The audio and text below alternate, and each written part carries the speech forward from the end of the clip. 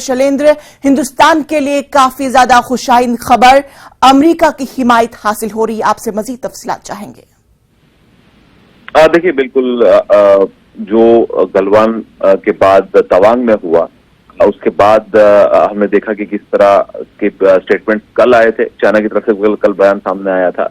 हालांकि इस पूरे मामले पर अब अमेरिका के व्हाइट हाउस, विदेश मंत्रालय और रक्षा मंत्रालय की तरफ से बयान आया है, जिसमें कहा गया है कुल मिलाकर कि जो हालात है एलएसी पर, उस पर नजर बनी हुई है अमेरिका की। और वहीं साथ ही साथ इसमें यह भी कहा गया है, अमेरिकी जो विदेश विभाग है, जो विदेश मंत्रालय है, उनकी तरफ से कहा गया है कि एलएसी पर घुसपैठ कर जो टेरिटोरियल दावे हैं, उसका एक तरफा जो प्रयास है, उसका वो कड़ा विरोध करते हैं। कहीं ना कहीं जो चाइना की जो लगातार एक कोशिश रहती है कि वो इस तरह के इनकर्जन्स कर, इन्फिल्ट्रेशन कर अपना क्लेम बढ़ाए, टेरिटोरियल क्लेम बढ़ाए, उसका अमेरिका ने खुलेआम उसकी निंदा की है। और वहीं साथ ही साथ भारत की तारीफ की है, ये कहते हुए कि जो डीएस्केलेशन के लिए कदम भारत उठा रहा है वो बहुत अच्छे हैं और अमेरिका उसका समर्थन करता है।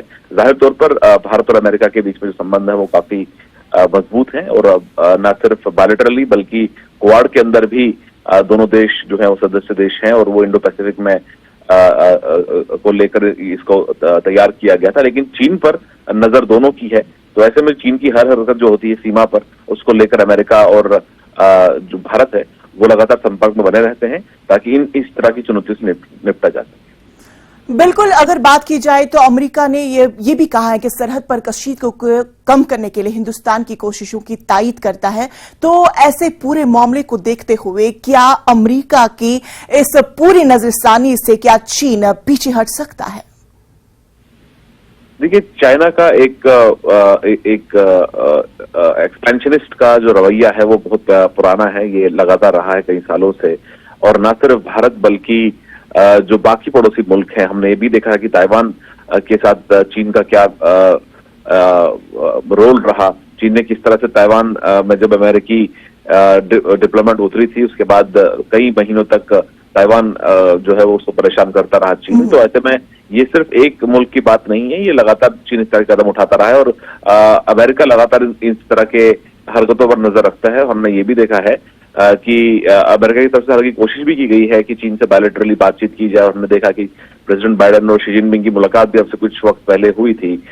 लेकिन ऐसे में जो एलएसी है वो भारत और चीन का द्विपक्षीय मुद्दा है, बायलैटरल इशू है और इसको सुलझाने के लिए मैकेनिज्म भी बने हुए हैं, लेकिन इसमें कोई फॉरवर्ड मूवमेंट नहीं हो रहा है। माना जा रहा है कि चीन जो है वो बातचीत के जरिए मसलों को बहुत जल्दी हल करने के लिए तैयार नहीं है, क्योंकि एक मैकेनिज्म एसआर लेवल टॉक्स, जैसे स्पेशल रिप्रेजेंटेटिव लेवल टॉक्स कहते हैं, जो दोनों देशों के एनएसए मिलकर बातचीत करते हैं, वो आखिरी मुलाकात 2019 में हुई थी। उसके बाद ऐसी कोई मुलाकात 2020 में हुई थी, उसके बाद दोबारा कोई ऐसी मुलाकात नहीं हुई। तो ऐसे में जो टेंशन एलएसी पर कुछ इलाकों में है, जिसमें हमने देखा कि लद्दाख में भी इस तरह की घटनाएं सामने आई, उसके बाद उससे पहले डोकलाम में भी आई थी और अब तवांग में सब चीजें सामने नजर आ रही हैं।